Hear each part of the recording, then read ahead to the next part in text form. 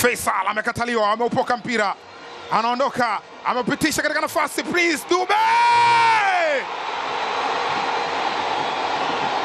usiogope,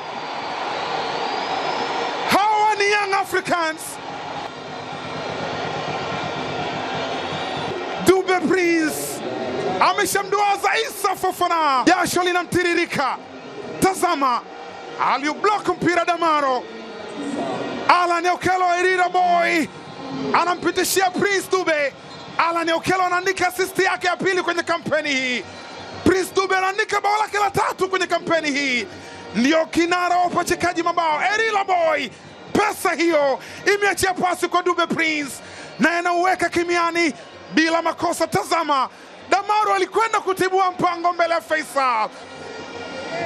Yoro Diaby Mamadou pitisha pasi ile, wanakata umeme Young Africans. Alan Okello kapitisha pasi ile kwa Dube Prince.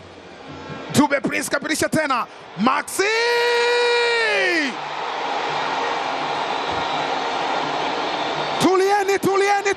tulieni, washikilieni, wakamateni Azam wasikimbie, wakamateni wasijifiche. Watajificha wapi? Maxi Nzengeli amemfundisha DRC, kijana wake anamuumua hapa. Aba Abel anaendelea kutoa maelekezo, mpira ulipotea, waliblock tena. Erira Boy alipitisha mpira kwa Prince Dube. Dube Prince amefunga mara hii, ana assist. Maxi Nzengeli mpia anakandamiza, anapiga msumari wa moto. Waiteni mashahidi bara na visiwani. Faisal Amina, cross inajibiwa kwa kichwa.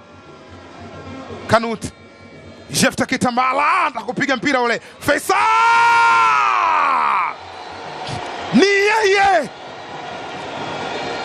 ni Faila Sofi kama memkodi Jigijiara.